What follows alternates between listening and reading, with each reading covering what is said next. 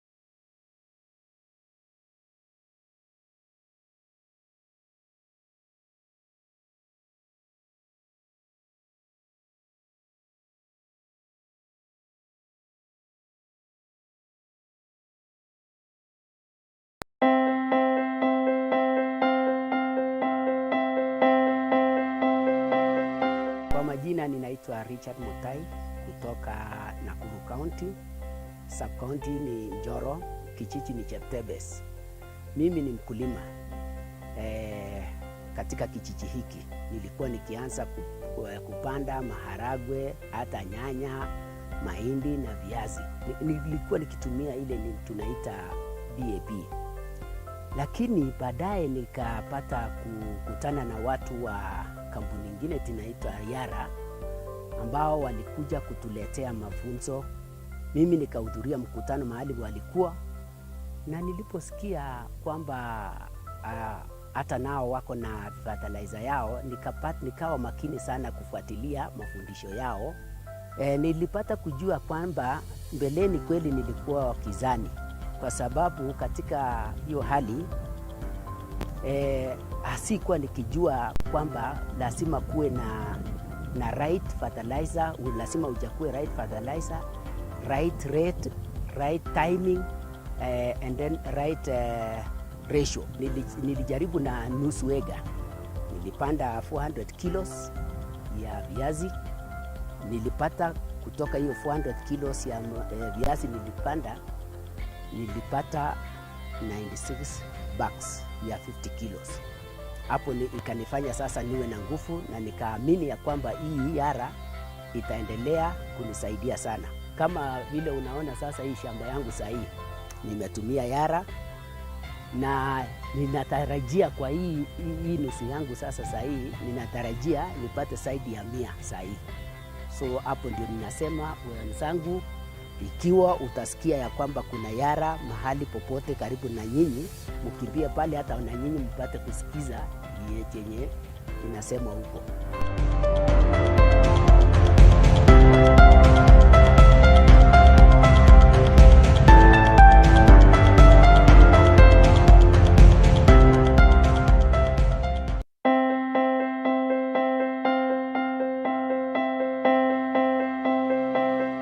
Kwa majina ninaitwa Richard Mutai kutoka Nakuru County, sub county ni Njoro, kijiji ni Cheptebes. Mimi ni mkulima katika kijiji hiki. Nilikuwa nikianza kupanda maharagwe, hata nyanya, mahindi na viazi. Nilikuwa nikitumia ile tunaita BAP. Lakini baadaye nikapata kukutana na watu wengine tunaitwa Yara ambao walikuja kutuletea mafunzo. Mimi nikahudhuria mkutano mahali walikuwa, na niliposikia kwamba hata nao wako na fertilizer yao, nikawa makini sana kufuatilia mafundisho yao. Nilipata kujua kwamba mbeleni kweli nilikuwa wakizani, kwa sababu katika hiyo hali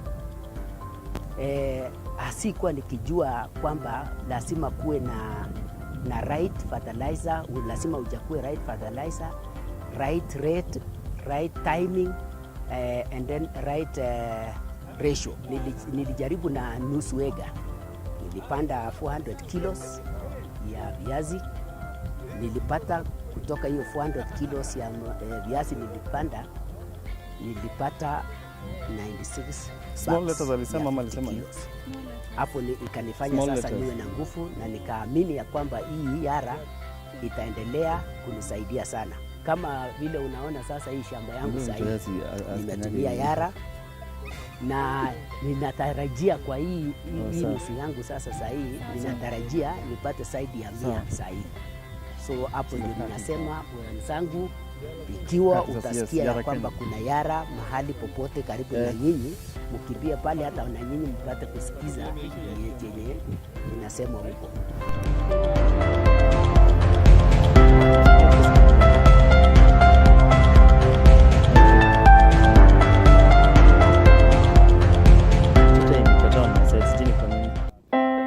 But so long as Facebook and YouTube is on, you can sort Twitter as we are already on set. Kwa majina ninaitwa Richard Mutai kutoka Nakuru County, sub county ni Njoro, kijiji ni Cheptebes. Mimi ni mkulima katika kijiji hiki. Nilikuwa nikianza kupanda maharagwe, hata nyanya, mahindi na viazi. Nilikuwa nikitumia ile tunaita BAP.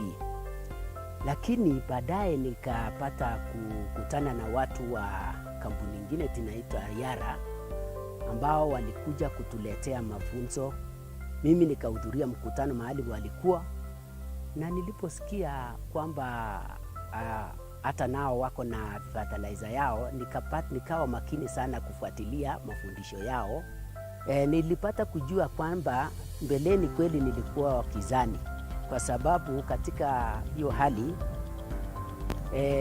asikuwa nikijua kwamba lazima kuwe na right fertilizer, lazima ujakue right fertilizer, right rate, right timing, and then right ratio.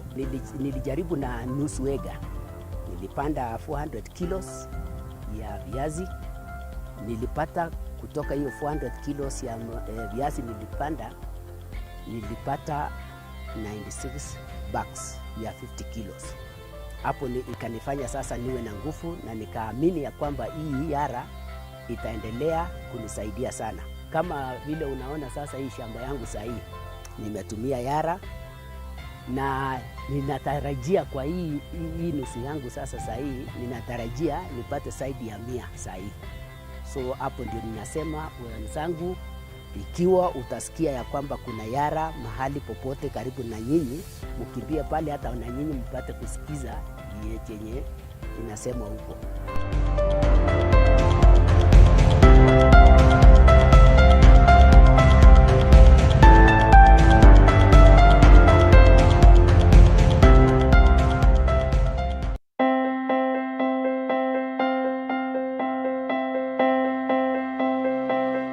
Kwa majina ninaitwa Richard Mutai kutoka Nakuru County, Sub-County ni Njoro, kijiji ni Cheptebes. Mimi ni mkulima katika kijiji hiki. Nilikuwa nikianza kupanda maharagwe, hata nyanya, mahindi na viazi. Nilikuwa nikitumia ile tunaita DAP. Lakini baadaye nikapata kukutana na watu wa kampuni nyingine tunaitwa Yara, ambao walikuja kutuletea mafunzo. Mimi nikahudhuria mkutano mahali walikuwa, na niliposikia kwamba hata nao wako na fertilizer yao, nikawa makini sana kufuatilia mafundisho yao. Nilipata kujua kwamba mbeleni kweli nilikuwa wakizani, kwa sababu katika hiyo hali asikuwa nikijua kwamba lazima kuwe na right fertilizer, lazima ujakue right fertilizer, right rate, right timing, and then right ratio. Nilijaribu na nusu ega, nilipanda 400 kilos ya viazi. Nilipata kutoka hiyo 400 kilos ya viazi nilipata 96 bags ya 50 kilos. Hapo ikanifanya sasa niwe na nguvu, na nikaamini ya kwamba hii Yara itaendelea kunisaidia sana. Kama vile unaona sasa hii shamba yangu sasa hii nimetumia Yara, na ninatarajia kwa hii nusu yangu sasa hii ninatarajia nipate zaidi ya 100 saa hii. So hapo ndio ninasema wenzangu, ikiwa utasikia ya kwamba kuna Yara mahali popote karibu na nyinyi, mkimbie pale hata na nyinyi mpate kusikiza chenye inasema huko.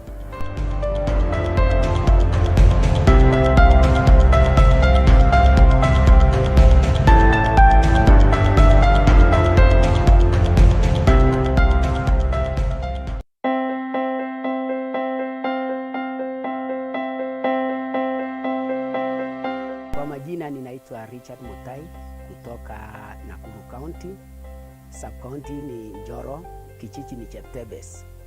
Mimi ni mkulima katika kijiji hiki. Nilikuwa nikianza kupanda maharagwe, hata nyanya, mahindi na viazi. Nilikuwa nikitumia ile tunaita DAP. Lakini baadaye nikapata kukutana na watu wa kampuni nyingine tunaitwa Yara, ambao walikuja kutuletea mafunzo. Mimi nikahudhuria mkutano mahali walikuwa, na niliposikia kwamba hata nao wako na fertilizer yao, nikawa makini sana kufuatilia mafundisho yao. Nilipata kujua kwamba mbeleni kweli nilikuwa wakizani, kwa sababu katika hiyo hali asikuwa nikijua kwamba lazima kuwe na right fertilizer, lazima ujakue right fertilizer, right rate, right timing, and then right ratio. Nilijaribu na nusu ega, nilipanda 400 kilos ya viazi. Nilipata kutoka hiyo 400 kilos ya viazi nilipata 96 bags ya 50 kilos. Hapo ikanifanya sasa niwe na nguvu, na nikaamini ya kwamba hii Yara itaendelea kunisaidia sana. Kama vile unaona sasa hii shamba yangu sasa hii nimetumia Yara, na ninatarajia kwa hii nusu yangu sasa hii ninatarajia nipate zaidi ya 100 saa hii. So hapo ndio ninasema wenzangu, ikiwa utasikia ya kwamba kuna Yara mahali popote karibu na nyinyi, mkimbie pale hata na nyinyi mpate kusikiza chenye inasema huko. Kwa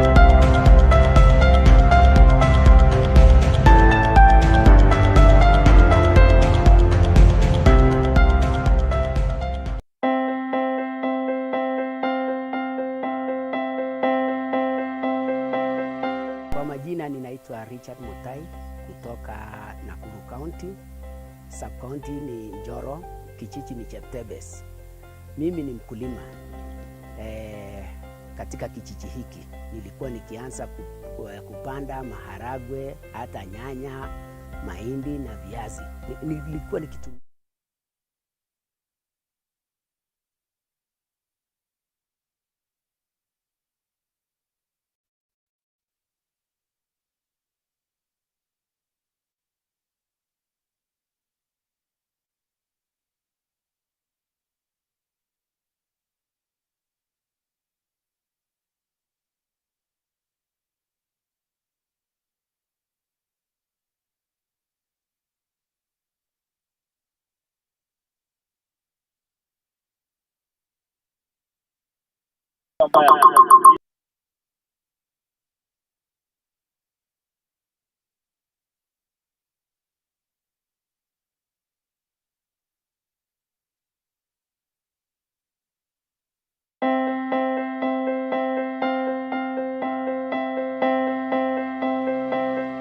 Kwa majina ninaitwa Richard Mutai kutoka Nakuru County, sub county ni Njoro, kijiji ni Cheptebes. Mimi ni mkulima katika kijiji hiki. Nilikuwa nikianza kupanda maharagwe, hata nyanya, mahindi na viazi. Nilikuwa nikitumia ile tunaita BAP. Lakini baadaye nikapata kukutana na watu wa kampuni nyingine tunaitwa Yara, ambao walikuja kutuletea mafunzo. Mimi nikahudhuria mkutano mahali walikuwa, na niliposikia kwamba hata nao wako na fertilizer yao, nikawa makini sana kufuatilia mafundisho yao. Nilipata kujua kwamba mbeleni kweli nilikuwa wakizani, kwa sababu katika hiyo hali asikuwa nikijua kwamba lazima kuwe na right fertilizer, lazima kuwe right fertilizer, right rate, right timing, and then right introduction is okay. Ratio. Asante sana kwa wale wote ambao mnajiunga nasi katika kipindi hii ya leo, ambapo tutaweza kuwaelimisha kuhusu ukulima wa viazi. Leo tumetembelea mkulima Yoshua ambaye atakuwa kama mwalimu wetu pia siku ya leo, kuweza kutueleza amefanya vipi shamba lake ndio liweze kukaa vizuri hivi. Labda niwajulishe kuwa katika hili shamba tumetumia mbolea ya Yara kupanda hizi viazi. Lakini kilicho cha muhimu ni kuwa wewe ambaye unataka kulima viazi, kuna yale yote ambayo lazima uyazingatie. Kwa hivyo maswali yako yote, kuwa na fursa uweze kuyatuma kutumia tovuti zetu kama Yara Kenya kwa Facebook, Yara Kenya kwa YouTube, na pia Yara Kenya kwa Twitter. Tutaweza kuyajibu maswali yenu yote. Mkulima Yoshua, asante sana kwa kutukaribisha katika kweli nzuri, na kwa kweli haiwezi kukaa vizuri hivi kama hakuna zile ambavyo umezingatia. So labda kwanza uanzie na kutukaribisha kwa wapi, na tuambie umekuwa mkulima kwa kiasi gani? Asante sana, na ninasema karibuni kabisa katika hii shamba. Kwa majina vile mmesikia, mimi naitwa Joshua Suyanka. Mimi ni mkazi wa Narok, na eneo hili ambalo tuko hapa ni area ya Tipis. Hapa ni area ambayo watu wanalima kweli, wanalima kabisa ngano, wanalima viazi, chakula aina yote inakuwa. Kwa hivyo nimesema karibuni sana. Kabla tuendelee, ni kuwakaribisha kwanza. Asante sana. Tumejisikia nyumbani, na kwanza kwa wale ambao mnajiunga nasi kwa sasa kutoka nyumbani, tunaweza kuwakaribisha katika kipindi hiki. Jinsi tulivyosema awali, kipindi hiki kitakuwa ni kuwafunza jinsi ya kupanda viazi, lakini kupanda viazi kuzingatia mbolea ya Yara. Katika hili shamba, jinsi Joshua amesema baada ya kutukaribisha, ni kuwa ametumia mbolea ya Yara. Kwa hivyo nitaweza Labda Yoshua, nirudi nikirejea kwako, utuambie kwa kifupi, imekuwa ni muda gani wewe ukiwa mkulima? Miaka 2, 3, 4, 10? Imekuwa miaka ngapi tangu wewe ukuwe mkulima, labda mkulima wa viazi? Kwa kusema ukweli, nimekuwa mkulima kwa miaka mingi, kwa sababu katika eneo hili la Narok kazi ni kulima na labda shule na vitu vingine. Kweli kweli. Lakini kwa ukulima wa viazi nimeufanya vizuri sasa. Huu ni mwaka nafikiri wa 4 nikifanya viazi vizuri. Uziandaa, tunatengeza viazi za mbegu, na zikifika wakati sasa zimeisha, zinaenda for wear. Kwa hivyo nimekuwa kwa muda kidogo, niko na ujuzi kidogo ya hii kazi. Kwa hivyo tunaweza tukasema wewe pia ni mtaalamu wa viazi kwa sasa? Kwa sasa mimi ni mtaalamu wa viazi. Juu jinsi unavyotazama, hizo viazi unavyoona na kulingana na weather condition ya especially this area. This area is just too cold. And to maintain a crop to this level, it must be hard work somewhere. Exactly. Somebody is doing something somewhere. Wakulima wa mbegu wanajulikana kwa kuweka bidii sana katika ukulima wao, na tunaweza tukaona katika mmea yenyewe haiwezi kawa vizuri hivi kama hujazingatia kuweka ile bidii ambayo inahitajika. Labda nikuulize pia, umekuwa mkulima kwa miaka 4, ni changamoto zipi ambazo wakulima wa viazi umeweza kupitia wewe kama mkulima wa miaka 4 wa viazi? Changamoto na uhakika kuna changamoto chungu nzima ambazo zimekukumba. Ni kama gani ambazo unaweza kufunza wale ambao wanatusikiza? The biggest problem yenye sisi tuko naye kwa upande wa ukulima, kitu ya kwanza ni kupata shamba ambayo ni shamba haijatumika vibaya. Shamba inaharibiwa na mbolea, shamba inaharibiwa na mbegu mbaya. So especially tuongee in particular about this crop here. Ukiwa unaweza hitaji kufanya viazi zifanye vizuri, unahitaji kuanzia uwe na mbegu nzuri. Kitu ya pili, ufuatie na uweze kuwa na mbolea ambayo inafaa kweli. Kitu ya tatu, uweze kupiga na kunyunyizia dawa zinazofaa kweli. Na sana viazi kama hizi unaona hainyunyuziwi dawa tu, usiweke hormones nini, kwa sababu watu wanakula. Na zaidi ya yote zitakuwa si nzuri kwa hali ya maisha yetu. Kweli. So ni dawa tu ya baridi, kuchunga tu baridi. Na baada ya hiyo utapata vizuri, kila kitu kitakuwa sawa. Yes. Umeweza kusema maneno ambayo ni mazito sana, na katika wakati wa maandalizi kwa tukizungumza na wewe, uliweza kugusia kidogo kuhusu katika ile utafiti wa mchanga, ile ambayo tunaita soil testing. Wewe mwenyewe umefanya soil testing hapa? Ndio, nimefanya. Kwa kusema ukweli, unaweza lima. Ile kulima tu, unatafuta shamba, unalima na simu, unalima, unabahatisha. Kweli. Lakini ukitaka kufanya ile ukulima sasa wa kisasa, kwa sababu ukulima tumekuja kugundua, ndio ile field ambayo imebaki inaweza saidia kila mtu, na ile field haifilisiki. Kweli. Kwa sababu watu wanazidi kuzaana. The population of the world is really growing every day. And in that point, we need to grow crops to feed these people. So it is the only field ile ambayo unaweza kuwa inakava kila mtu na haina rika. Kweli. Uwe mdogo, uwe mkubwa, inakusaidia. Kwa hivyo the first thing, pima mchanga. Ukishapima mchanga, unaweza kujua ni madini gani hiyo mchanga haina ambayo inafaa uongezee. Kweli. Hata kuna madini, kwa mfano kama kwa mbolea, unaweza pata mchanga yako asidi yake iko even below 5.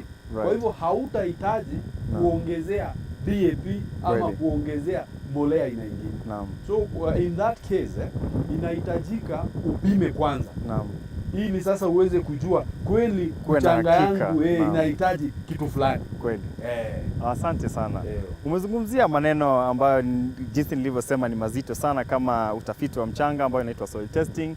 Pia ameweza kuzungumza about ile mbegu ambayo unaweza kuipanda. Haya yote yanaathiri mazao yale yote ambayo utapata. Lakini umegusia kidogo tu kwa mbolea. Na ningependa kwa siku ya leo, kwa vile tunaangazia mbolea na shamba yako umetumia mbolea ya Yara jinsi tulivyoona, labda utuambie tu katika hili shamba umetumia mbolea gani? Je, ni Yara Mila, Wina, ama ni mbolea zipi ambazo umezitumia, na umezitumia kwa kadri muda gani? Labda kwa ile top dressing ama vipi? Labda utueleze tu kwa kifupi tu. Naam. Kwa upande wa mbolea, hii shamba jinsi unavyoitazama yote nimetumia mbolea ya Yara. Labda utuambie ni kiasi gani hii shamba? Hii shamba kwa ujumla mpaka chini ni eka 54. Kweli. Na viazi mahali ziko sahi hii ni eka 21. Naam. Lakini shamba inayolimwa chini inaweza pandwa kuanzia Jumanne. Itaendelea kupandwa ili kuzipatia spacing hizi crops. Kweli. Kwa hivyo mbolea ile mimi nayotumia ni mbolea aina ya Power. Nafikiri Power naiona iko pale. Kweli. Na hiyo ni ile mbolea ambayo tunaweka kuanzia kilo 100 na unaweza weka zaidi. Unaweza kilo 100 it is the recommended. Right. Ile unaweza weka hii. Naam. Lakini ukiweka hata kilo 120 si ati ni mbaya, because especially in this area when the rain starts, especially the long rains, you know, with fertilizer we have a problem of leaching, and it affects every crop everywhere around the world, so it is not here that we say leaching can affect here. So because of covering maybe that we do maybe 2.5 bags, but the recommended is 2, especially when hakuna mvua na nini. Tumia itafanya. Kweli. Na kama mfuko ni nzuri zaidi kwa sababu ukitengeza saa ile unaanza, basi hata mavuno nyumae ni mazuri. Ni mazuri. Kwa hivyo haitakuwa ni kama umetumia pesa nyingi kununua mbolea na ukapata pesa kidogo, utaweza kurudisha ile. Haiwezekani. Unajua ukipanda tuseme kama umepanda ile masiku inayofaa, ukapanda mbegu zile ambazo ni nzuri. Alafu ukaweka mbolea vizuri. Area hii sana sana hakuna shida ya mvua. Inyeshe, ikose kunyesha, utavuna tu. Utavuna tu. Asante. Uliweza kuanzia Yara Mila Power umesema, alafu ukaenda vipi? Sasa ukishapanda na hiyo, utangojea kwa muda wa kitu wiki 3 mpaka mwezi mmoja. Baada ya hiyo viazi zitatoka. Zikitoka tu unazipatia wiki 2. From ile time umeona zimetoka, unazihesabia wiki 2. Inaweza kuwa 2, it should be between 14 and 21 days. Kwa sababu between hapo hiyo mahali na zile zimetoka nyuma, zile zimetoka baadaye. Baada ya hiyo ukishafanya namna hiyo, unakuja unafanya kitu inaitwa top dressing. Kweli. Top dressing tunatumia mbolea ambayo ni Winner. Winner is 15 9 20. That is a combination of this. I think in Kenya this is the only product ambayo kwa upande wa K potassium iko na 20. Kweli. Hakuna mahali ingine nimeona mbolea ingine kwa ile muda nimekuwa kwa hii kazi ikiwa na 20 potassium. Beside hiyo 3 sasa which is the NPK, kuna micronutrients ambazo ni 5. Hii mbolea inakuwa 8 in 1. Kweli. Sasa unachanganya hii sasa na unachanganya na hii nitrate. Hii ni fully calcium kwa sababu iko 18.3. Ukichanganya hiyo mbolea ufanye top dressing ya hiyo viazi, sasa zinatoka namna hii sasa. Sasa unaona zinatokea hivi sasa. Inatoka kabisa. Hata ukiona kama pale, you can just stay there the whole day without even eating and you get satisfied. Kwa vile mmea ni mzuri. Mmea ni mzuri inafanya. Kwa hivyo hiyo those are the things ile unaangalia. Ukishaanza top dress na hiyo inakuwa sasa iko sawa. But before umwage hii, in 2 weeks time before sasa ukuje ku top dress, a day or maybe 2 days before top dress, unakuja unapiga crop boost. Kuna hii dawa hii sasa. Mbolea ya maji. Hii mbolea ya maji. Hii sasa, now this is the magic sasa. Ukiweka hii sasa hii, hii sasa this is the magic. Especially area hii inatumika kwa mimea nyingi kwa sababu hata especially kwa wale wanaolima bali area hii. Hii inapendwa sana kwa sababu haina nitrogen, haina nitrogen. Unaona, this is a PK, this is phosphorus and potassium. This is PK. Na hiyo sasa hiyo bila hiyo nitrogen sasa ile unapiga inaongezea, inaweka ni kama kuweka more energy. Inakimbia haraka sana. Kweli. Kisha sasa unarudi sasa unafanya sasa hiyo top dressing. After hapo sasa it is a matter of wait and see. Kwa sababu umeshaweka hii tunaitaka magic. Hii unafanya between 200 and 250 mils per knapsack. That is equivalent to say this 1 liter is equivalent to 1 acre. Sasa ikifanya eka moja kama ni eka 10, you only need 10 liters kama hii tu. Lita 10 peke yake. And you know the price of this sio kali. na inasaidia mmea katika ile njia inayofaa. Naam. Ndio. Asante sana, umeongea kweli vizuri na ninashukuru sana. Labda kwa wale ambao wanatizama nyumbani, kuna mitandao ya kijamii kama Facebook, kuna Twitter, kuna wale pia ambao wanatizama kutoka YouTube. Nataka utizame ile kamera na uongee na wakulima wenzako. Utawaambia nini katika ushuhuda wako kwa kutumia mbolea ya Yara? Kwa kusema ukweli, ukulima kwa saa hizi ni biashara. Kweli. Na ukipata ile biashara ambayo unaweka capital kidogo na yield inatoka kubwa, hiyo ndio ile biashara inawezekana. Naam. Kazi ya ukulima hata ukiwa hata Mombasa ama ukiwa wapi, ukulima inakusaidia kwa njia hii. You only need to be at the farm maybe once per week. Kweli. Especially saa ile dawa inapigwa, kuwa shambani, kuja tazama viazi zako, uangalie, uhakikishe. Ukitazama unaangalia, unahakikisha kati ya hizi viazi hakuna ugonjwa yoyote iko kwa hizo viazi. Kweli. Hiyo sasa inakusaidia. Na unajua hiyo sasa ndio ile tu njia rahisi ambayo unaweza pata pesa bila kuchukua loan. Kweli. Kwa sababu sasa kwa mfano, kama if you can do an acre, ikusaidie ipate gunia 150 mpaka gunia 200. Kweli. And you sell a bag at 2,000 shillings. Yeah. Hata on normal rates. Useme 2,000 shillings. Hiyo inaingia kwa shilingi 1,300 kwa hiyo eka moja. Kweli. Kwa shilingi 1,300 hiyo eka moja, ukiwa na eka 10, hiyo ni milioni 3. Hujakopa mtu, hujachukua loan, itaweza kusaidia katika mipangilio mingine. Na inaweza kuwa ndio ile jambo inayotusaidia sisi wote. Asante sana. Mtazamaji, umesikiza jinsi mkulima Yoshua amesema katika experience yake ya ukulima kutumia mbolea ya Yara. Pale amezingatia program ya Yara ambayo mtaalamu wetu ataweza kutuelezea zaidi, lakini amesema ya kuwa na mimi mwenyewe nimesikia na hata wewe umesikia ya kuwa kwa sasa ni kilimo biashara, na ndiposa uweze kujikita vizuri katika kilimo biashara lazima uzingatie mbolea ya Yara. Labda tukimalizia na kabla tuende kwa mapumziko kidogo tu, utuelezee kwa kifupi tu, wewe umetumia mbolea ya Yara hapo awali, labda umetumia mbolea zingine, ni nini ambacho unaweza sema is superior about the Yara products? Wacha kwa kifupi niseme, kwa mfano ukienda kwa Yara Power ambayo tunayotumia kwa kupanda.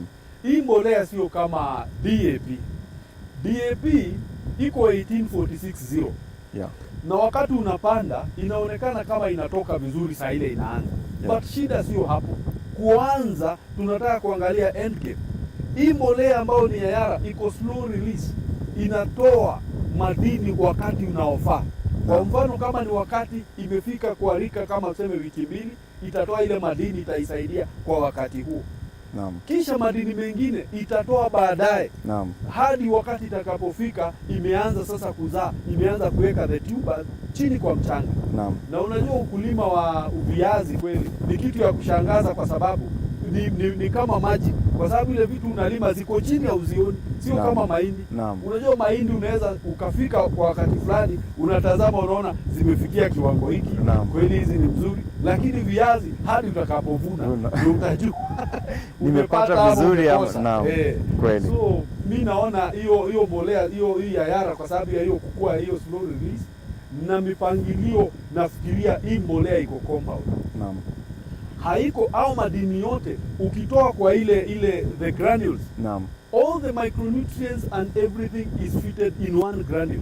Kwa hivyo hakuna ile atitakusumbua during time of application. Labda because of density umerusha zingine zimeenda mbele, zimefika mbele ya ingine. Sasa this because is compound, unaweka na inafika pamoja na ile madini itatoa kwa wakati mmoja na isaidie mimea. Ndio. Asante sana. Mtazamaji uliye nyumbani, we want to go for a short commercial break. As we go on this short commercial break, all your questions, keep them coming on our Facebook page at Yara Kenya, on our Twitter page at Yara Kenya, on our YouTube page. We will answer all your questions. We still have our staff farmer here, Mr. Yoshua, ambaye ataweza kutuelezea zaidi na kutufunza zaidi kuhusu experience yake kutumia mbolea ya Yara. Kwa hivyo keep it locked, we are just getting started. Asanteni sana. See you after the break.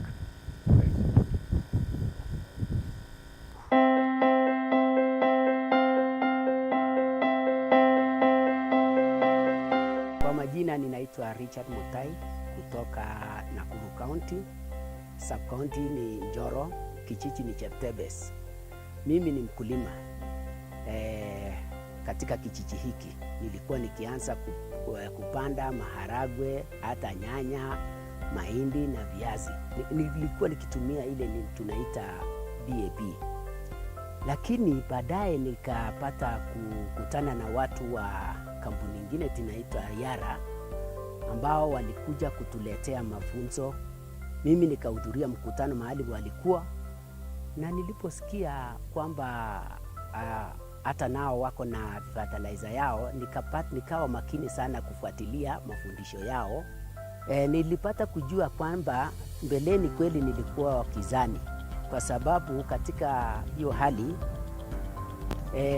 asikuwa nikijua kwamba lazima kuwe na right fertilizer, lazima ujakue right fertilizer, right rate, right timing, and then right ratio. Nilijaribu na nusu ega, nilipanda 400 kilos ya viazi. Nilipata kutoka hiyo 400 kilos ya viazi nilipata 96 bags ya 50 kilos. Hapo ikanifanya sasa niwe na nguvu, na nikaamini ya kwamba hii Yara itaendelea kunisaidia sana.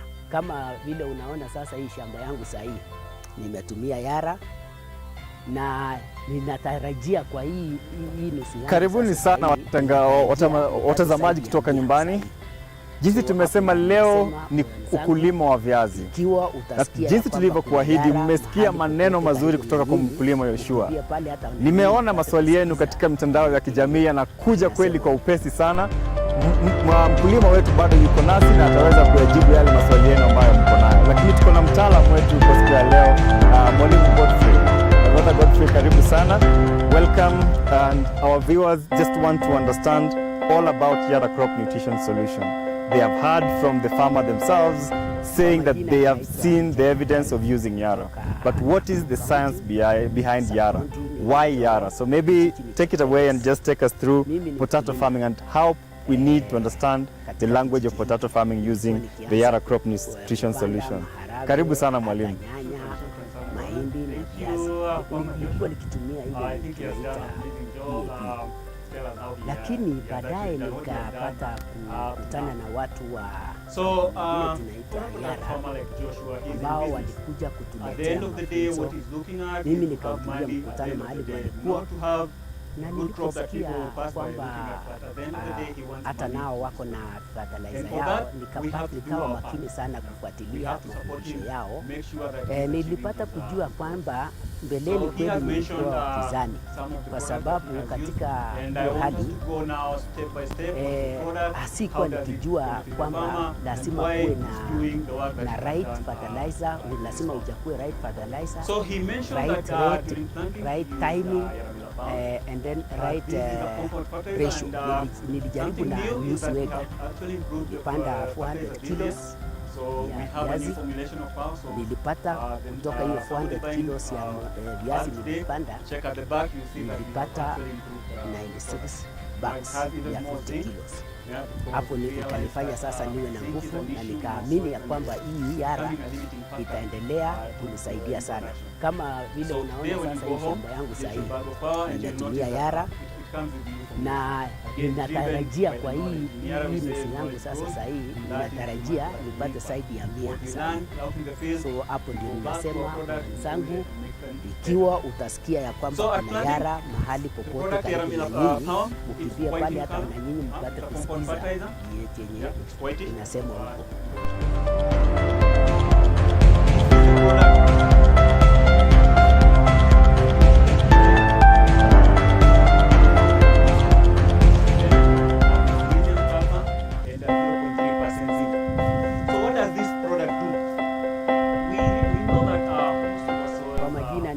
Richard Mutai. So what we have done is create a product that is able to work in such a environment.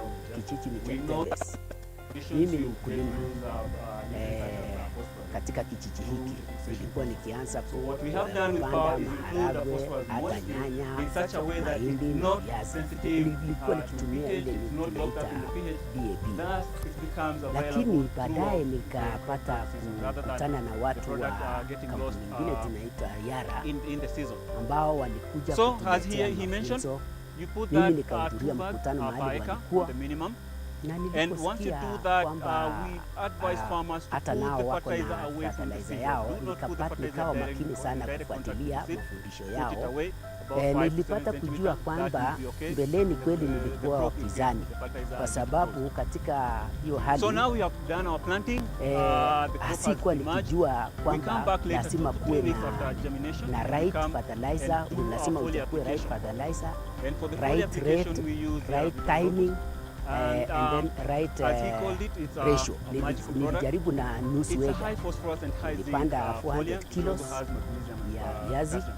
So what this product Nilipata kutoka hiyo is that 400 it kilos ya promotes viazi nilipanda, bulking of the root. nilipata I don't know 96 if you can get a bags close up ya 50 kilos. just to Hapo give our ikanifanya viewers sasa an niwe na idea nguvu na nikaamini ya of kwamba what, hii product Yara does.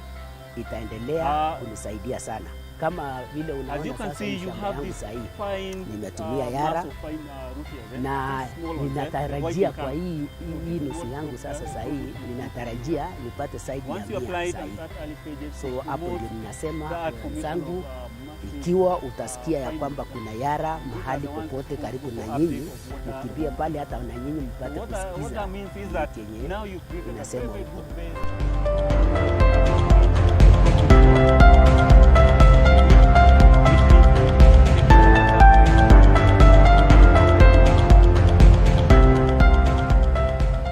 Now, after we've done our foliar application, we go to top dressing. This is usually the time that we do healing. And for this, we recommend to mix a mixture of Yara liver nitrable, you saw it earlier, and Yara Mila winner. So why do we do this? I'll go one by one. Yara liver nitrable, that's how it looks like. It's light yellow in color. Yeah. It's a light yellow in color. And this is based off on a calcium nitrate. Yeah? It's a calcium nitrate based product. This means it's fully soluble. The calcium in it is fully soluble, and therefore it's fully available to the plants. We mix this because we know calcium is very, very important for the quality. Yeah? For tuber quality, for skin finish, you want tubers, but at the end of the day, Joshua will want tubers that are good, easy to store, they store for longer without losing that quality. This is the product that will give that tuber that kind of quality. Again, it has that extra boron, so what that also does is promote the rooting, promote tuberization. At the end of the day, you get good tubers, you get many tubers, and you get the quality. The other product, the Yara Mila winner, it's a nice, beautiful product. Yeah, that's the color of that product. Again, it's a compound fertilizer having a total of 8 nutrients. It's special with all those nutrients. What you get is a balanced nutrition range, yeah? Because we know a crop will require more than the 3 nutrients we are usually accustomed to giving, yeah? It will need more than NPK, you need the secondary nutrients, and you need the micronutrients, and that is what Yara Mila winner is giving you. So you get to avoid deficiencies, you get to avoid what we call limiting factors, yeah? Such that you have provided all the other nutrients, but there's only one lacking, and that becomes your limiting factor. You use that, you can combine them, you can mix them together to save cost and apply them together. So what usually happens is that for tubers, we can go again back to our tubers. So a combination of all that, what you end up, you get a crop that is at this stage. So this is where we are right now with our crop. Has done the power, Yara Vita Crop Boost, has done Yara Liver Nitrable and Yara Mila winner. That's where we are right now. And as you can see, what we promised Joshua we are going to give him is that many number of tubers as well as uniformity. As you can see, the tubers just on this side, they are very uniform in size.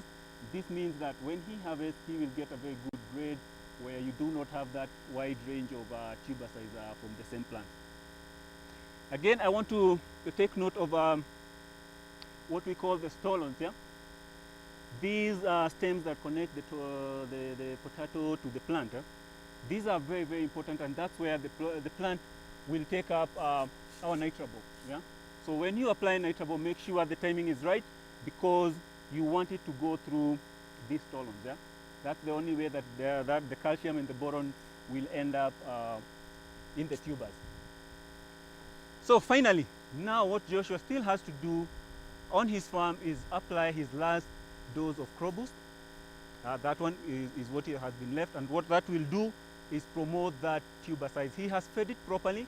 Now we just wanted to give that final boost to make sure that he eventually gets the big tubers across the range.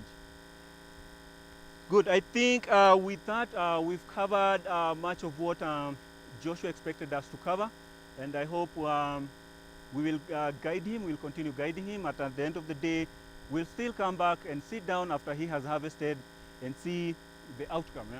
Because like we said, for Joshua, it's all about the end product in his pocket. So Ronald, I'll give it back to you. Yeah, I think you've spoken about very interesting things about the product and the superiority of the products.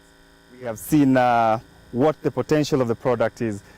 The other questions are still coming, and we still implore you, all our viewers back at home, please let your questions keep coming. We'll answer all your questions today. But as you heard, there are various challenges that our farmers are facing every other day. And some of them, of course, range from the soils, as you've said. We have acidic soils that are affecting our production. What is the promise of Yara to a farmer who is struggling to, improve their yield or their potato yield? Good. That's a very good question. What we as Yara are doing, we got this huge base of knowledge that we rely upon, both locally and globally. Right. And we use that knowledge, combine it with local conditions. Right. Like I've just mentioned, Yara Miller Power, the one that was in the market last year, is not the same as this one. So we have gone into the ground, taken some soil samples and mapped out and seen that there are some nutrients that are lacking. Right. And what we have in the market does not really provide those nutrients. So we've gone back and reformulated the product that we have to include those nutrients. Right. For example, this one now comes with high levels of zinc. Zinc is widely deficient in most of our soils. Right. So that is what we do. And then for things like soil acidity, we know that we have the issues of fixation, especially for phosphorus. Right. So what we've done, we've created a phosphorus molecule that is safe from fixation. Right. It's only available, the phosphorus is only available once the roots come into contact with the molecule. Right. Before that, the molecule is still safe, away from fixation. Right. But we also know we need the other forms that are quicker.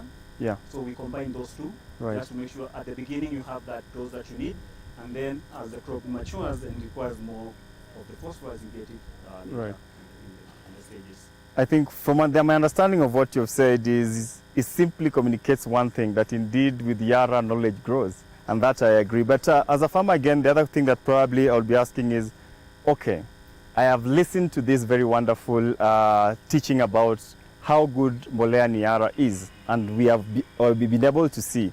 But what kind of, what is the output that we expect, say, from a farm like this? How is the fruit going to be like? Is it a marketable fruit? Is it a marketable commodity? And maybe just tell us why and how the Yara fertilizers are going to help us get superior products that we can get to the market and get more money. Because at the end of the day, it's about the money for the farmer. Yes. So what we have done with our program for potatoes is that we want, first of all, yields. Right. But then we want this yield to come in uniform sizes. Yeah? We don't want that a huge range of very huge tubers, and then very, very small. We want to have a very short range of tubers. Right. Yeah. The second of all, we want more per plant. Yeah? Right. And finally, we want quality. Quality, right. We want quality. We want a tuber that is acceptable in the market. It does not collapse in storage. Right. It has a very good skin finish. That is what we want to promise the farmer. Sure. So first of all, yield. Second of all, uniformity. Uniformity, yeah. Third of all, quality. Quality, yeah. And all of these at the end of the day give the farmer some good pocket, some good money in his pocket. Right. Yes. I think that's very, very good, because I mean, for farmers, really, the most important thing at the end of the day is for them to be at the marketplace with the right product so that they can get money. So I agree with you very much on that. Maybe one of the last questions that I would ask you before we go for a short commercial break and then we come back for the Q&A session. There is the biggest problem for potato farmers. Okay, I have begun from soil testing. I have gotten the right seed. I have gotten the right fertilizer, which is the Yara crop nutrition solution. I have used it. I have gotten a very good marketable product or tuber.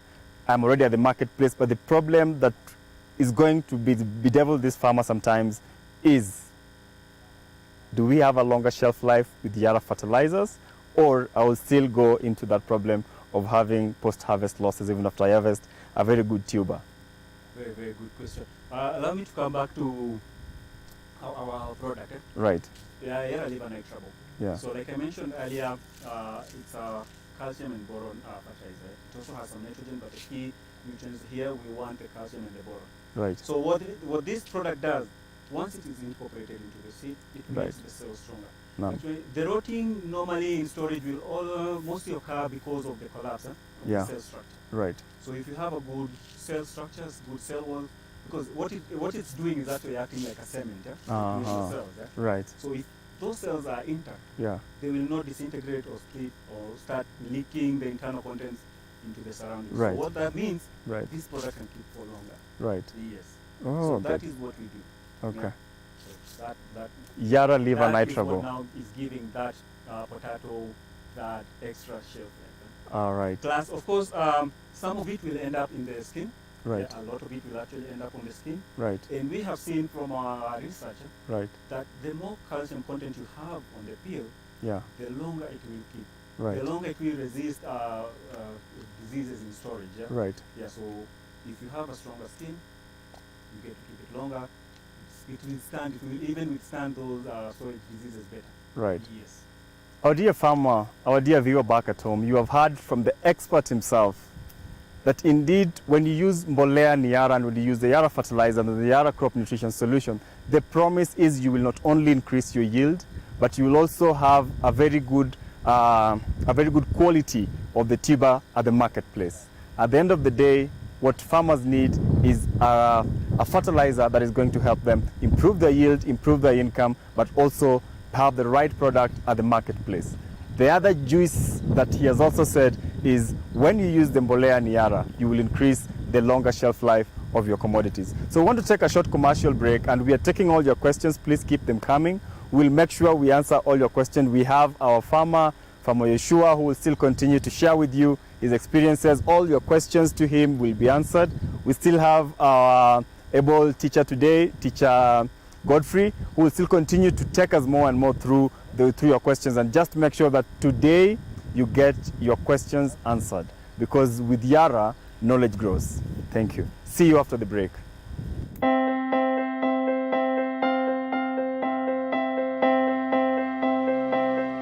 Kwa majina ninaitwa Richard Mutai kutoka Nakuru County. Sub-county ni Njoro, kijiji ni Cheptebes. Mimi ni mkulima. Katika kijiji hiki nilikuwa nikianza kupanda maharagwe, hata nyanya, mahindi na viazi. Nilikuwa nikitumia ile tunaita DAP. Lakini baadaye nikapata kukutana na watu wa kampuni nyingine tunaitwa Yara, ambao walikuja kutuletea mafunzo. Mimi nikahudhuria mkutano mahali walikuwa, na niliposikia kwamba hata nao wako na fertilizer yao, nikawa makini sana kufuatilia mafundisho yao. Nilipata kujua kwamba mbeleni kweli nilikuwa kizani, kwa sababu katika hiyo hali asikuwa nikijua kwamba lazima kuwe na right fertilizer, lazima ujakue right fertilizer, right rate, right timing, and then right ratio. Nilijaribu na nusu ega. Nilipanda 400 kilos ya viazi. Nilipata kutoka hiyo 400 kilos ya viazi nilipata 96 bags ya 50 kilos. Hapo ikanifanya sasa niwe na nguvu, na nikaamini ya kwamba hii Yara itaendelea kunisaidia sana. Kama vile unaona sasa hii shamba yangu sahihi nimetumia Yara, na ninatarajia kwa hii nusu yangu sasa sahihi ninatarajia nipate zaidi ya 100 sahihi. So hapo ndio ninasema wenzangu, Ikiwa utasikia ya kwamba kuna Yara mahali popote karibu na nyinyi, mkimbie pale hata na nyinyi mpate kusikiza chenye inasema huko.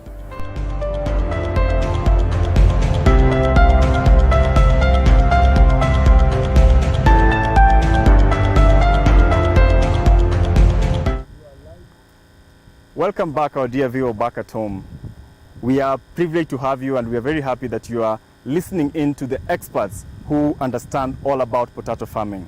What we want you to understand at the end of the day is that you can improve your yield, get better yield, but also get quality products once you use Yara Crop Nutrition Solutions. So let me just give a quick shout out to all, to most of you who are listening to us and joining us from wherever you're joining. Please again, feel very much welcome.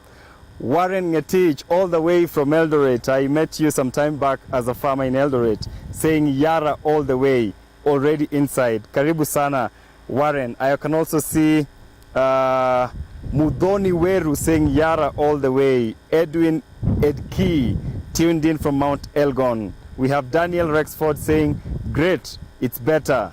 And we are just getting better. With Yara, definitely, you are going to improve your yield. I can see lots and lots of questions that have come in. I can see most of you saying we make the explanation in English. I think we have done that, and we will still continue to do that. I can see Joseph Waweru who's saying, what is the difference in yield when you use Winner and Sulfan and when you use Sulfan and Nitrabo when top dressing? I think our teacher will be able to take that. So please feel free to share your questions, keep them coming. We are still continuing to have and tackle all your questions. So let me come back to you, Godfrey. We have most of our farmers who I think have used Yara products because they're asking, what is the difference if I use this particular program over this particular fertilizer? So I don't know, on the question of what would you say about the crop program? Just maybe in a nutshell, make it clear to them what the program is for potato farming. So what we want the farmers follow is during planting Yara Power. We say this is a compound NPK with additional nutrients such as magnesium, sulfur, and zinc. Then follow that up with foliar fertilizer. We call it the magical fertilizer. Yeah. It's the Yara Vitacrobus. Yeah. And this is a high phosphorus and zinc fertilizer. Right. With addition of magnesium and potassium. So this is very good for inducing tuber formation as well as building that root mass. Right. Then follow that up with nitrabo, right. Yara nitrabo. This we said it's the calcium and boron fertilizer. It's fully soluble calcium, so it's fully available to the plant. Right. Typically fertilizers that have calcium, that calcium is not soluble. Right. If it's not soluble, the plant cannot take it. Right. It has to go into soil solution for the plant to be able to take it. Right. So that's what we offer with the Yara nitrabo. Right. It's fully soluble calcium. Right. And what we've done, it's protected. It's protected to protect it from the environment. Yeah. So it has that protection that makes it very safe and very easy to use in the farm. Right. Then we finish off with Yara Milawina. We say this is a compound fertilizer with 8 nutrients. That's a huge range, and what it will do for your tubers is make them really grow because they are now properly fed. Yes. There's no actual nutrient that is limiting in that stage now. Yeah. Providing 8 out of the total of about 13 that the crop requires. Right. You are really covering all your bases, and what you get is a result of good sized tubers. Yeah. Good. Yes. Okay. So and then finally, I want them to finish off with that another shot of Yara Vitacrobus. Yes. The magic fertilizers. The magic fertilizer, which is the only step left in this field actually. The last dose of Crobus, and Joshua will be very, very happy. So what you're saying is once a farmer uses the Yara crop nutrition solution for potatoes, what they wait for at the end of the day is a good crop like what Joshua has and a good tuber that he can be able to take to the market. And a heavy pocket. I think that's very, very important. Maybe the other thing that I can see a lot of our viewers at home are asking is, yes, they have gotten the conviction, they have gotten the understanding why Mbolea ni Yara and why they need to use Yara. How is the availability of this product? I can see Chichi Bat saying there is no Yara winner in the market. Why promote what is not there?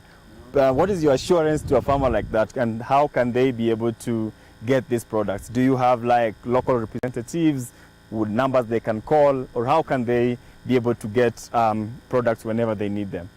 Good. Actually, we have various levels that you can actually reach us. Yeah. We have a wide network of agronomists on the ground, a wide distribution of distributors as well and retailers, as well as online. Yeah. Go to Yara whenever you need a product. Go to Yara Kenya page, type in a message. The response is usually very, very fast. Right. In addition, we have a toll-free number. Yeah. You can call for free Yeah. during office hours. This is 0800 720 517. Right. So if I repeat that again, it's 0800 Yeah. 720 517. 517. So call within office hours and somebody will respond. He will link you, depending on your location, we will link you to our guys on the ground, Right. or a distributor or a retailer. I think I can confirm that because one of our viewers, SK Kahari, is saying right here in the comment section on Facebook that tuned. I thank you for your quick response every time I consult. So our farmer who was having challenges, that is Chichi, accessing the product, please feel free to call the toll-free number. Feel free to chat us on Facebook, on Twitter, on YouTube, and we'll have all your concern, all your questions covered. So as we drum this to a close, there are other things that other farmers probably have asked, and maybe our back-end technicians will be able to answer all your questions. But as we bring this to a close, maybe Teacher Godfrey, the promise of Yara when I buy a bag of Yara fertilizer, what is the one thing that you can look into this camera and tell our farmers when they buy a bag of mbolea in Yara? So first of all, what we are guaranteeing is that you're getting a quality product. I think you will also note, if you look at the end of the Yara bag, you even get to see that it has a IFA certification at the back. So that's the International Fertilizer Association. So what you're getting is quality product that is designed to meet your needs based on the local conditions. Right. So we want to guarantee that you will actually get returns from your investment, because like Joshua will tell you, this is not an easy job to do. Right. Yeah, getting that crop up here, that's not an easy job. Right. We want to make sure that he's actually getting something from that investment. Right. So that is something that we are guaranteeing. But before we end, somebody had asked a question about sulfan winner and Yes. trouble winner. Yes. So Yara Bela sulfan is a nitrogen fertilizer. It's 24% nitrogen plus 6% sulfur. So with sulfan, you do not get that calcium that you want. Right. Yes, you will say it has that calcium content in it, but that calcium, like I was saying earlier, Right. it's not soluble, Right. so it's not available. Right. So, yeah. So what you will get with sulfan is only the nitrogen, but when you go with nitrabo, you get that calcium that will end up in that quality that we really want. Now, we want to go for the quality yields. Yes, we have Right. achieved the yield that we want. Now we want to take that next step into making sure that the quality is also good. It's also good. Yes. Yes. I think there's a farmer who was asking also about the output that they can be able to get from using the Yara crop nutrition solutions on maybe an acre of land. I don't know whether you have those estimates or... I would say that yield is a factor of many things. Okay. Joshua here has done everything.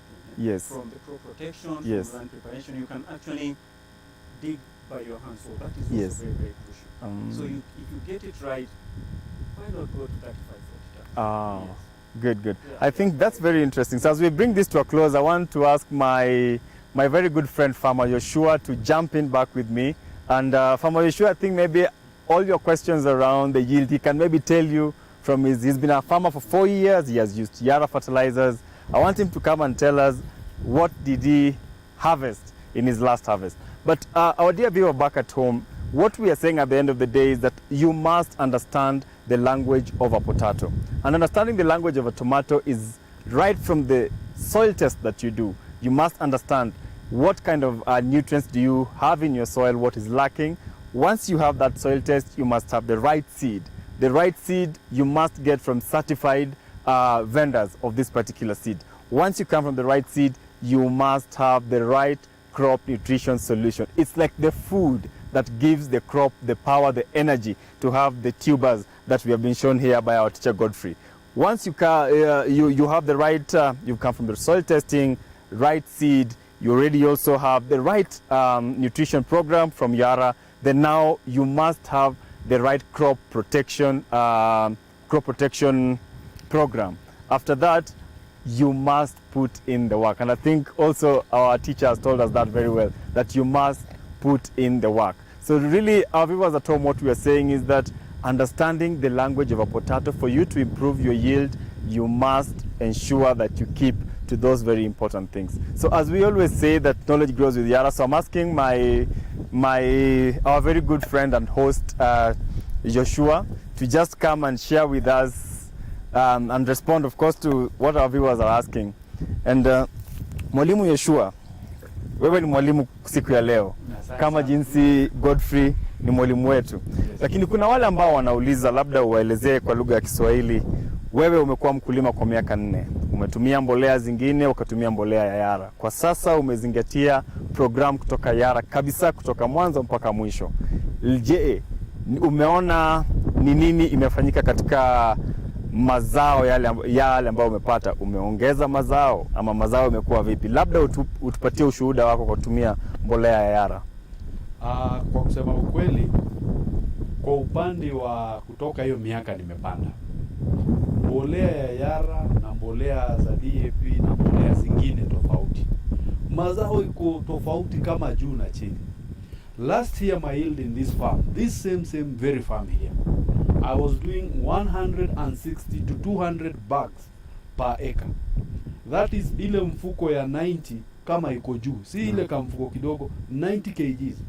Tulipima tukaona it is between 150 160 kilos. If unaweza fanya 160 to 200 bags, ni nini unatafuta? Naam. Na the same crop unaweza chukua hiyo na upande na mbolea ingine tofauti, unapata 90 ama 80. Kweli. Kwa hivyo kuna tofauti kubwa sana kwa upande wa mbolea, kwa sababu inahitajika mbolea iliyo kabisa kamili, yenye inaandamana na ile mchanga yenye uko naye, kwa sababu tumefuata kitu ya kwanza, umepima mchanga. Kweli. Kitu ya pili, umeweka mbolea katika kiwango kinachofaa. Naam. Kitu ya tatu, you've done the right spacing for the seeds, right, and you've done the right application for the fertilizer. Yeah. You know, you also need to, when you are applying the fertilizer, there is a way, a process of how you are applying the fertilizer. Hauwezi weka tu kidogo kidogo alafu unasema haijaingia, or at the end of the day, at the end of the application, unapata umebaki na mbolea, out of 2 you have 1. That Yeah. means there was a problem when you are doing the application. right. Otherwise, mimi kwa upande wangu, Naam. that is now a personal decision. Naam. When I decided, let me go Yara 100%, Yes. or let me go Yara completely, Yes. it is because the yields that I wanted, Yeah. zilikuwa zinapatikana pale. Naam. Yes, I did a demo with a normal fertilizer. Naam. Actually, I did with DAP for Yara, Naam. and I did with power Yeah. for Yara. Yeah. But the yield yenye ilikuwa pale in 1 acre na yenye ilikuwa hapa ilikuwa halfway. Naam. Iko 80, Naam. iko 40. So if nimeona namna hiyo, mbona niende, why can I go big with this product yenye najua haitanisaidia with the same yield? Naam. Hiyo inasaidia kwa sababu wameiunda vizuri. Kweli. Then another thing I like about Yara, every time they are improving kulingana na climate vile inaendelea, you can see some changes in fertilizer. Maybe unaweza pata labda imeongezwa kitu kidogo, imeongezewa maybe the micronutrients zingine hazikuwepo, ili isaidie katika yield. Naam. End game ya hii, it is what you'll get at the end of the day. At the end of the day. Yeah, Kweli. not basically to see the crops beautiful like this, na chini ndio nakwambia hii viazi ni mambo na maji, kwa sababu you don't see what is below. Kweli. Until you harvest, that is when you realize kumbe there was something here or there wasn't something here. Right. Asante Yes. sana mkulima Joshua. Labda kumalizia kabisa, tunapofika mwisho wa kipindi chetu, kwa ile kamera, zungumza na wakulima wenzako, waambie ushuhuda wako na kile ambacho labda ungependa kuwaelezea wakulima kama wewe ambao wanalima viazi. Kitu ningependa kuzungumzia ambalo ni jambo la busara sana. Wakulima wanafanya namna hii. Ukitaka kufanya program, kama unatumia program ya Yara, hapana changanya. Anza program kuanzia mwanzo hadi mwisho. Kisha uangalie kwa mavuno umepata nini. Kwa kusema ukweli, unaweza kuwa kwa sasa ile miaka ingine 2 ama seasons 2 zilizopita umefanya na ukaona umepata, unajua shamba fulani huoga linapata matokeo kiwango fulani. Jaribu program ya Yara kisha ulinganishe. Ukiona iko na tofauti, then follow that program completely. Juu haja yetu ni kuendelea mbele. Naam.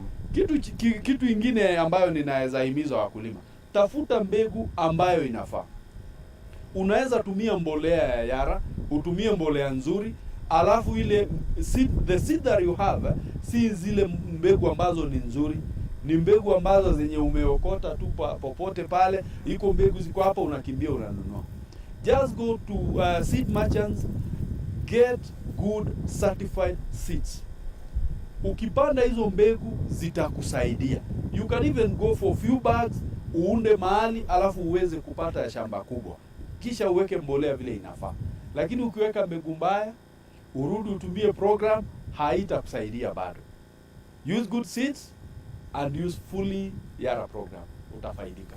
Asante sana. I think umemalizia kipindi chetu cha leo kwa kuzingatia na kusema kuwa ukianza kutumia programu fulani kama kutumia program ya Yara, ifuatilie mpaka mwisho. Na tumefundishwa na mwalimu wetu na ameweza kusema kwa upana na marefu ya kuwa kizingizio ambao watakupa ama ile ahadi ambao watakupa kutumia programu ya Yara ni kuwa utapata mazao bora, utaboresha kilimo yako, utaongeza fedha ambazo utazipata, na pia ile quality ya tuber zako zitakuwa sawa. Sijui mwalimu, labda maneno ya mwisho tunapofika tamati ya kipindi hiki ya leo itakuwa ni gani kwa wakulima wetu na kwa wale wote ambao wamejiunga nasi katika mitandao ya kijamii? Kwanza ningependa encourage wakulima kuwa learners. Farmers need to learn. No. Relearn, keep learning. No. Things are changing, farms are changing, soils are changing. It would be good to keep up with the changes to know what is happening. Naam. Hiyo ndio unapata mkulima at the end of the day ana make better decisions, informed decisions. And what we will do as input providers on our end is make sure we are giving quality. Yeah.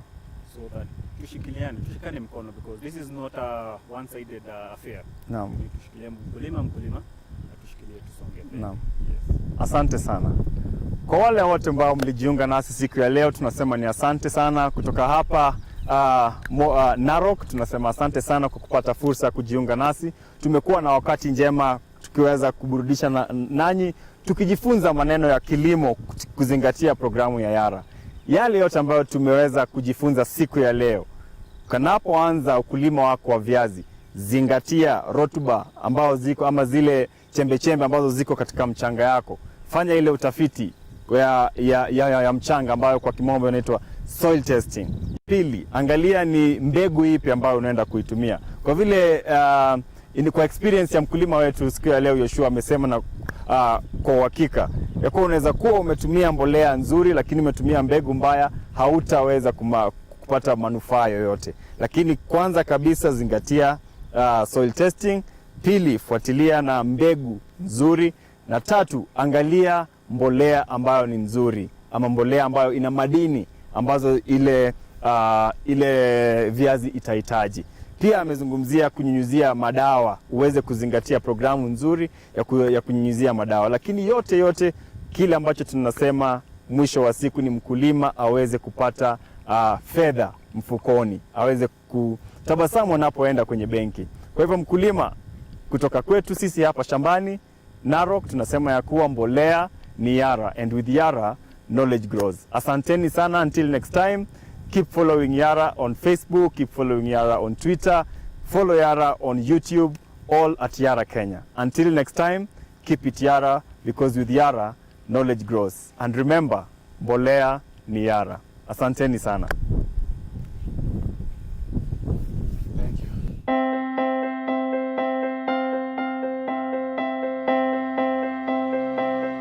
Kwa majina ninaitwa Richard Mutai kutoka Nakuru County. Sub-county ni Njoro, kijiji ni Cheptebes. Mimi ni mkulima katika kijiji hiki. Nilikuwa nikianza kupanda maharagwe, hata nyanya, mahindi na viazi. Nilikuwa nikitumia ile tunaita BAP. Lakini baadaye nikapata kukutana na watu wa kampuni nyingine tunaitwa Yara, ambao walikuja kutuletea mafunzo. Mimi nikahudhuria mkutano mahali walikuwa, Na niliposikia kwamba hata nao wako na fertilizer yao, nikawa makini sana kufuatilia mafundisho yao. Nilipata kujua kwamba mbeleni kweli nilikuwa wakizani, kwa sababu katika hiyo hali hasikuwa nikijua kwamba lazima kuwe na right fertilizer, lazima ujakue right fertilizer, right rate, right timing, and then right ratio. Nilijaribu na nusu ega, nilipanda 400 kilos ya viazi. Nilipata kutoka hiyo 400 kilos ya viazi nilipata 96 bags ya 50 kilos. Hapo ikanifanya sasa niwe na nguvu, na nikaamini ya kwamba hii Yara itaendelea kunisaidia sana. Kama vile unaona sasa hii shamba yangu sahii nimetumia Yara